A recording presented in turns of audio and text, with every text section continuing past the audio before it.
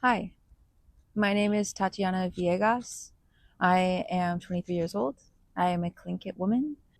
I'm the daughter of Teresa, the granddaughter of Angela, and the great granddaughter of Camille. And I'm named after my great great grandmother. I was born and raised in Seattle and essentially have lived here my entire life. I went to high school in downtown and very much identify as a city kid. I also identify as an urban Indian.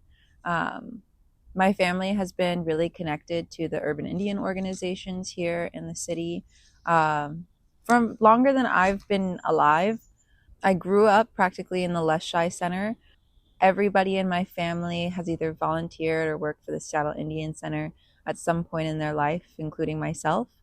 My great grandmother, Camille Monzon Richards, she was the executive director and still acts as the executive director to this day for the Seattle Indian Center. My grandmother, Angela, she also works at the Seattle Indian Center at this point in time.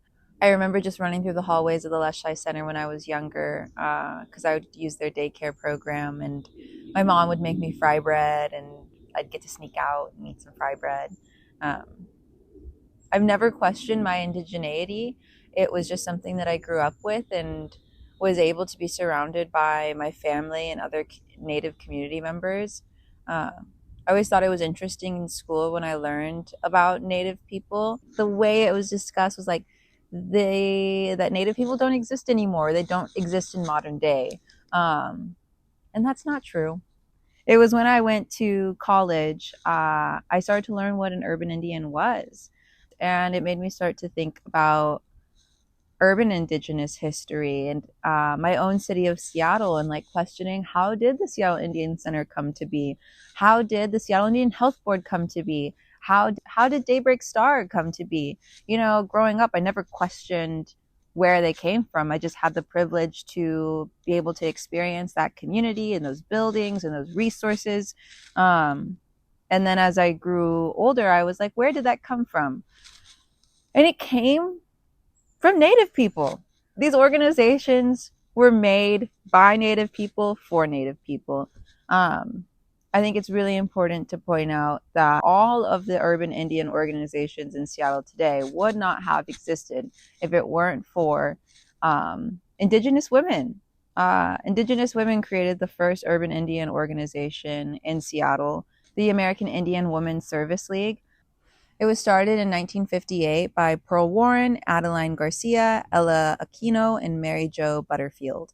They noticed that Native people were struggling, that there wasn't a sense of community, that abuse and alcohol was rising, that jobs were hard to come by, getting an education was hard to come by. And so because they noticed this, they actually created a space in the Pioneer Square area, a space where there could be resources and there could be community. So yeah, the American Indian Women's Service League started in 1958. After that, then we have the Seattle Indian Center. Then comes the 1970s, and we see the takeover of Alcatraz, which sparked a lot of headlines and inspired Native people nationally in recognizing that we deserve our land back and that these spaces were originally ours. It was a fight to get Daybreak Star. The United Indians of all tribes, led by Bernie White Bear, saw what was happening with the takeover of Alcatraz and took some notes and gathered people from around the nation to come in and sit on this Fort Lawton land that was initially going to just be given to the Seattle government. But they were able to argue and justify their reasoning that no, this should be for Native people. That wasn't something that I learned until I was 21. And when I talked to my friends who are also from Seattle, they question, why did I not know that? That is so important and so huge in Seattle history and even in the United States history. But I go to Daybreak Star for powwows, for art events. It's a place of celebration. It's a place of love. It's a place of art. It's a place of community. I literally cannot imagine what life would be like in Seattle without Daybreak Star. My name is Camille Monzon Richards.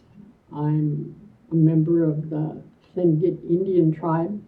My people are from Sitka and Angoon. in southeast Alaska. Mm-hmm. Uh, I'm born and raised in Seattle, so I am what's called an urban Indian. I grew up in an area that was on the edge of what would be called Chinatown. It was difficult growing up American Indian because Indians were held in such contempt and scorn at that time, especially with the Indian Relocation Act of 1956, where Indians were literally being dumped back into the city and they had no place to go. Mm-hmm. The federal government would give them money to take off, and from the reservation, and they'd send them on buses to the different areas of the United States. There were a lot of American Indian women that were very concerned about what was happening to Indian people that were being dumped into the cities. I was hired by the board of directors to assume the position of executive director of the Seattle Indian Center officially in 1982. It was a time of growth and a time of development for the agency. The center helps Indian families and others with the basic necessities. Each year, about 29,000 people receive some assistance through the emergency food, shelter, and clothing programs. The hunger problem extends well beyond the Indian community. Nearly 2/3 of those served by the daily meal program are non-Indians. Elderly persons especially benefit from the food bank, which gives away well over 20,000 boxes of food each year. Along with the Seattle Indian Health Board, we gathered together with the Seattle Indian Services Commission the facility called the Leshai Center, which is located on 12th Avenue South and South Lane Street. That became our home. It was a wonderful place to be because here became a focal point for American Indian and Alaska Native people. And we served all other people as well. And there was a development in the back of our property for United Indians to develop the housing for seniors, which was located behind the Seattle Indian Health Board and the Seattle Indian Center. From then on, right after I left, there were moves on the center to regain our portion of the center and to take it away. So that was a very bitter battle, and we fought it until 2017 was when we were kicked out by the city of Seattle. Nonetheless, we're still going on. We still have continued to exist, and we continue to serve people. Seattle as a city and government really promotes Indigenous culture, but not Indigenous people or Indigenous sovereignty. You think about Seattle and the Duwamish people. The Duwamish are the Indigenous peoples of the Seattle lands and greater Seattle lands. They're not federally recognized. To this day, they're not federally recognized.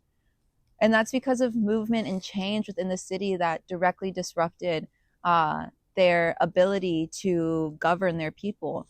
The colonization of Native people and creating urban spaces disrupted our ability to create culture and have community. How is it that this space, Seattle itself, was Native lands, and now you don't even see Native people here?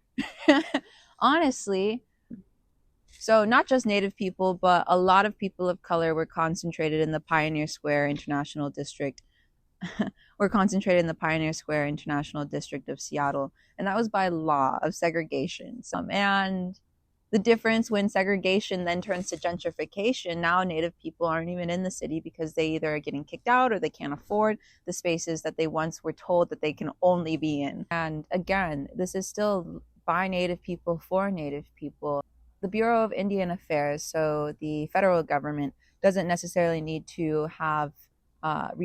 doesn't have to locate any money to urban Indian organizations.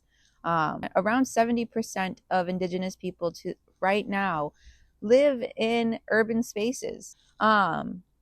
Yes, these organizations can get donations from other places, or maybe the Seattle government can assist with some financial needs. But money is coming short, and there's more urban Indian organizations rising. And to some degree, they have to argue for the same money or the same resources. And so it puts these organizations against one another when they should be supporting each other. My name is Savannah Milford. I am part of the Cowlitz Indian tribe. My great-grandma is Shirley Kestner. My mom is Judy Boutain. My uncle is Larry Kestner, and my baby sister is Emily Boutain. I was born in Tacoma. My great-grandmother moved my grandmother away from our original homelands into Tacoma. And then after a few years in Tacoma, my mom moved us over into Spokane, so raised in Spokane area. I think as a Native person, we're drawn to Native spaces. So the Paramount hosted One People Gathering, I think it was. That was like, wow, Native celebrities. Like everybody came out in Seattle, right? Like everybody was dressed head to toe. It's like, look at that person, look at that. That was a moment to be in that space with all Native people, for Native leaders to be on stage, for there to be jokes and laughter, and then also really moving speeches. That's a spiritual place. That's a being in the room together where you know, like, I'm safe and I'm seen, and everybody around me, I don't have to explain it. So when I think about how am I finding community, really digging deep and pulling people together, my friend Kayana, who's in doctorate work as well, we started the Native Ed group for my school district. And then now we're looking at starting this Pioneer Square Native group, because we keep meeting other Native people in Pioneer. I don't know what it is about Pioneer Square, right? Like, I don't know. Pioneer Square feels Native to me. It feels more Native than any of the other neighborhoods. When I'm out in Pioneer Square and I know, like, I might meet another Native person tonight, I'm going to be looking for them. We do little things, like we wear the copper canoe woman earrings, we wear the hoodie, we wear the pins, we wear the fanny packs, we wear the hats, we wear the shoes, right? All the Native owned and designed clothing, so that other people are like, oh, I see you. When you meet each other, there's like this thing you don't have to explain, this belonging, this, yes, now I'm going to be your friend. Now I want to be around you, because when I'm around you, I'm around my people at the same time. I'm around my community at the same time. So I would say, like, going to Native events in Seattle is important and it's valuable, but it's like, it's just what we do, right? We're just showing up, and you get to see your friends, you get to hang out, you get to be in a space that you know isn't predominantly non-Native. In Seattle, there's these pockets of spaces that I think we've carved out for ourselves, right? That we are taking up space. There's this phrase, and I'm sure you've heard it, indigenizing colonized spaces, which, like, is kind of hard, because it's like, this is a Native space automatically. We know that it's colonized, but I think we have taken up space consistently in Seattle. I think even though the Duwamish are not federally recognized, they're still here. They're still doing their thing with their longhouse. They're still holding events. How we as Native people are still politically minded, are still believing in sovereignty, are still anti-colonialism, not just for us, but for other people halfway around the world. A few final thoughts. So in my work in my school district, when we think about the history of boarding schools and how the public school system continues to enact the original purpose of boarding schools, people continue to believe that we don't have Native students in predominantly non-Native school districts, that Native kids go to Native schools, and those are the spaces we should be paying attention to. I wish, when we're thinking about urban settings, I wish people created more visibility for our Native students, created more visibility for our Native kids, because if they're not getting supported at the age of 5 or second or third grade, or they have a teacher who doesn't understand their identity, that's continuing to cause harm. That's continuing to take kids away from their culture and their family. And we pulled data from OSPI. We did a records request of all the school districts in Washington state, and we can prove the rate of invisibility for Native kids over Black kids, over Pacific Islanders, over Asian kids, over white kids. This recurring push that's happening over and over where we're erasing our Native kids, where they're not represented in their school, they're not seen by their teachers, there's not Native teachers that we're hiring and recruiting. So when I think about what I wish people knew is that this doesn't just start like once we're adults and people are at a powwow. This is something that we need to support all of our kids with, especially knowing that kids are probably not on their homelands. And so their people, wherever those kids are from, their people are expecting us to take care of their kids. Their people are expecting us to do right by them. What I want people to know about American Indian and Alaska Native people here in Seattle is they've become almost invisible now. And that's what's troubling to me, because all my life we've had American Indian people in this area, and you don't see it anymore.